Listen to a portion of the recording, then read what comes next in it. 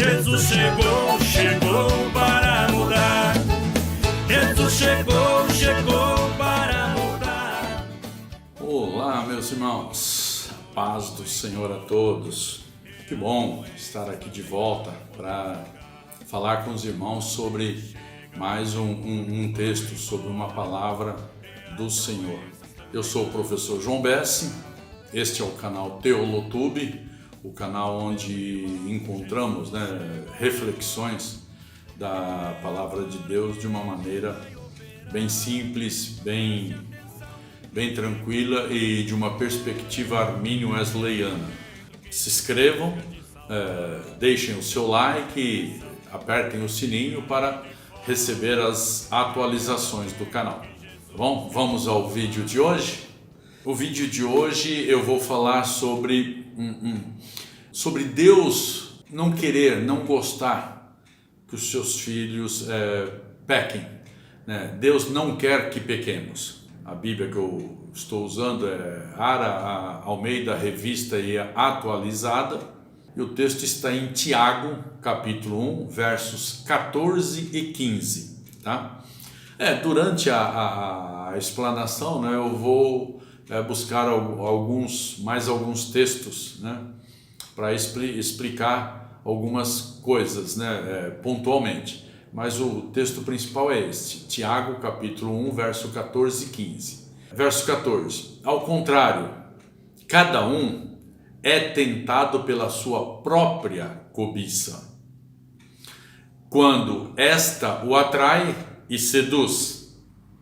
Então, a cobiça, depois de haver concebido, dá à luz o pecado, e o pecado, uma vez consumado, gera a morte. Amém? Vejam só, Deus tem cuidado de nós, e Ele mostrou isso desde o início. Ele mostrou que não nos deixaria órfãos, ou seja, sem cuidados, desde o início. O pecado de Adão e Eva nos tirou do jardim do Éden, o jardim de Deus, e nos colocou neste mundo que jaz no maligno. Mas o Senhor não se esqueceu de nós. Ele tem trabalhado e não poupa esforços para nos ver de novo em harmonia com Ele. O problema é que normalmente não cremos nisso. Vamos entender isso melhor. Eu fiz algumas divisões aqui para a gente fazer os comentários separadamente, de alguns assuntos, da construção, na verdade, deste tema. Primeiro, o que foi que Deus fez para que o homem viva em harmonia com Ele? O que foi que logo no início Deus preparou para que o homem vivesse em harmonia com Deus? Deus criou o Éden, um paraíso terrestre, plantou um jardim nesse paraíso, preparou cuidadosamente este local e colocou nele o homem que criara. Todas essas coisas Deus fez para o bem do homem. Está lá em Gênesis capítulo 2, verso 8. E plantou o Senhor Deus um jardim no Éden, na direção do Oriente, e pôs nele o homem que havia formado. E amou o lugar onde o homem viveria, em harmonia com ele. A gente, quando vai para o Novo Testamento e lê mais detalhes acerca de Jesus, a Bíblia nos diz que Jesus é a fonte de água viva, não é isso? Então, Deus mostra isso desde o início, essa fonte de água viva que é Jesus. E como é que Ele faz isso? Ele faz nascer um rio no Éden que irrigava todo o jardim. Gênesis capítulo 2, verso 10, diz o seguinte: E saía um rio do Éden para regar o jardim, e dali se dividia, repartindo-se em 4 braços.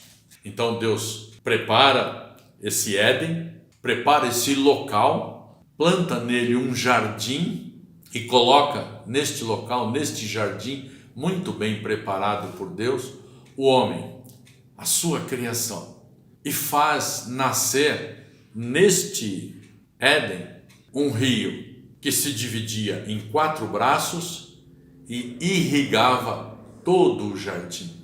Veja, Deus preparou tudo para o homem viver em harmonia com ele. O que o homem faz com isso? Qual é a atitude do homem em relação a isso? Nos versos 14 e 15, esses de Tiago, que nós lemos, que é o nosso texto principal, nós vemos como o pecado nos atrai e seduz. A cobiça ou concupiscência de que fala o texto significa o nosso desejo interno, que quando responde a Satanás, que é a tentação externa, gera o pecado e este consumado gera a morte. Tiago, vejam bem, Tiago não está preocupado em culpar Satanás. Ele deixa claro que não há desculpa para os pecadores. Ele reconhece até a fonte externa de tentação, que é Satanás, mas mostra que a raiz dos atos pecaminosos está no interior de cada indivíduo. Marcos capítulo 7, verso 23. Ora, todos estes males vêm de dentro e contaminam o homem. Agora, olha que interessante. A resposta para Tiago ser assim tão inflexível em relação ao pecado cometido está na capacidade que desde o início Deus nos deu. Deus deu ao homem, mostrando que podemos e devemos dominar o pecado. Gênesis capítulo 4, verso 7. Se procederes bem, não é certo que serás aceito? Se, todavia, procederes mal, eis que o pecado jaz à porta. O seu desejo será contra ti, mas a ti cumpre dominá-lo. Quer dizer, então, o homem tem essa capacidade, ele pode dominar esse desejo, ele pode resistir a essa tentação, ele pode resistir a essa inclinação que é sua, para o pecado, e a tentação que é externa, ele tem condição de resistir às duas situações e não pecar, e não cometer o pecado. Por isso, imagino eu, que Tiago é assim tão duro, tão inflexível com os pecadores. Acontece que, inadvertidamente ou não é o caso aqui, o fato que se destaca é que o homem desprezou tudo isso, todo esse cuidado de Deus ao pecar. Gênesis capítulo 3, que relata a queda do homem, o pecado do homem. Eva, sendo enganada, vamos dizer assim, pela serpente, convence o homem também a comer do fruto proibido.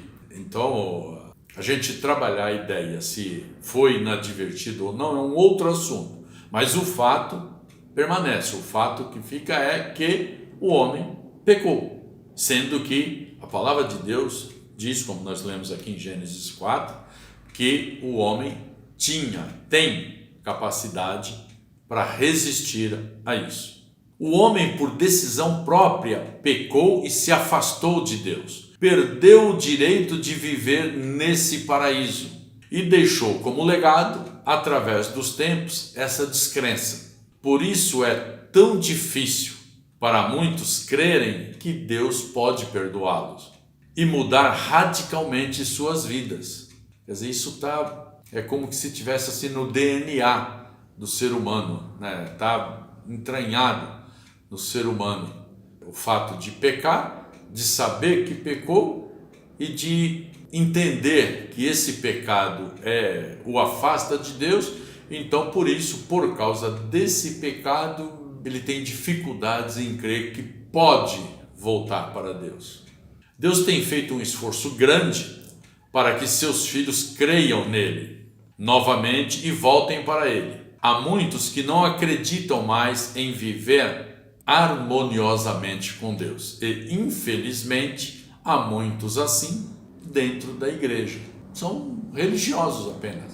Vão na igreja, choram, gostam dos hinos, dos louvores, cantam, batem palma, sentem, serem transportados para um local harmonioso, mas terminou o culto, voltam, rebobinam, voltam tudo e seguem a sua vida normalmente, cotidianamente, cometendo às vezes os mesmos erros. Assim é o homem. Isso é o que o homem fez com todo esse cuidado de Deus para que ele vivesse em harmonia com o divino. E aí, Deus desiste do homem por causa do pecado do homem? De novo, Deus mostra que nos amou primeiro, sem que merecêssemos. Em Ezequiel 36, Deus fala da restauração do seu povo, que é pecador, e no verso 35 especificamente, ele fala que a terra desolada em que o seu povo tinha se tornado vai ficar como o jardim do Éden. Oh, glória! Aleluia! É só crer e confiar que a palavra do Senhor se cumprirá. Em Isaías 64:4, o profeta afirma que Deus, e só Ele, trabalha para aquele que nele espera. Então, espere em Deus. Creia nesta palavra que o ser humano está como essa terra desolada, se transformou o povo de Deus, mas que Deus promete que ela será restaurada. Creia nisto, creia nesta palavra. Busque a Deus com fé, com direção, com vontade de encontrá-lo, porque Deus deseja ser encontrado pelo homem. Creia nisto. Ainda que você tenha se tornado uma terra estéril, uma terra desolada, como diz o texto de Ezequiel 36. Creia que o que está escrito no verso 35 pode ser aplicado a você. Que ainda que você tenha se tornado uma terra desolada, você vai tornar a ser um jardim do Éden. Aleluias! Glória a Deus! E aí, o que concluímos disso?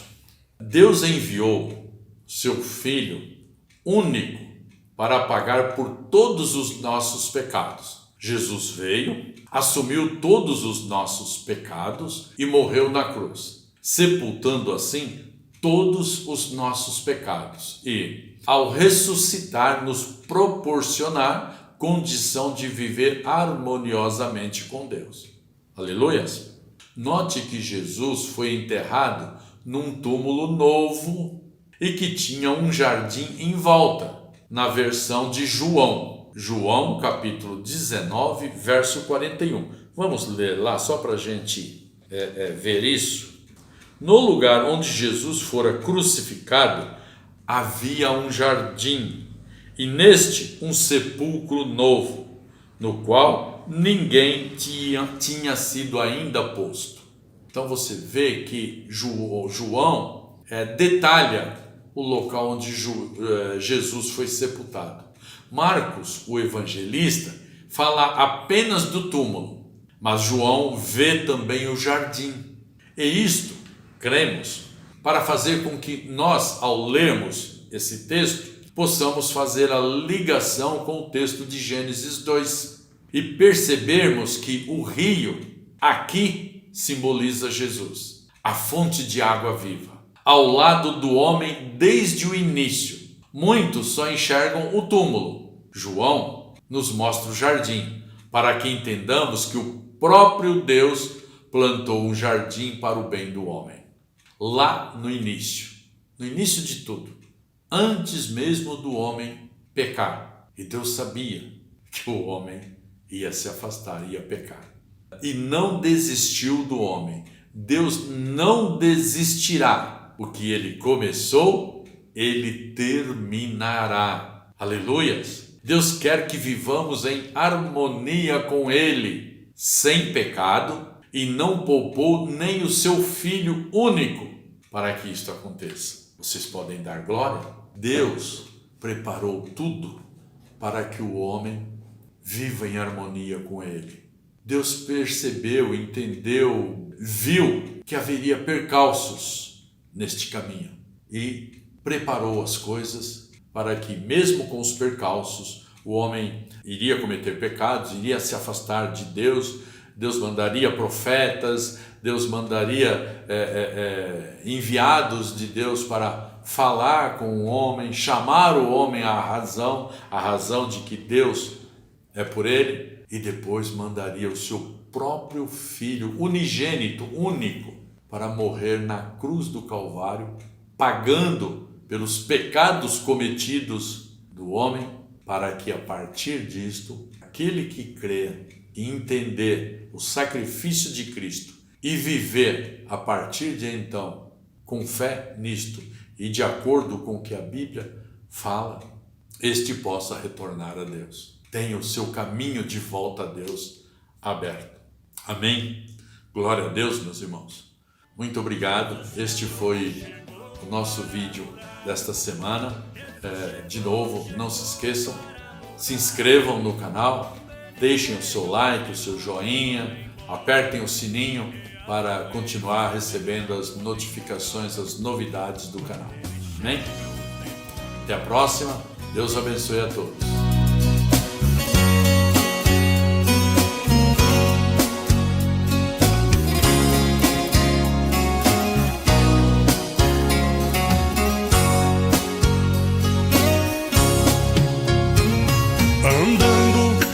Terras da Palestina não sabiam que ele era o Salvador. Somente para quem era revelado, que a ele recebia com amor.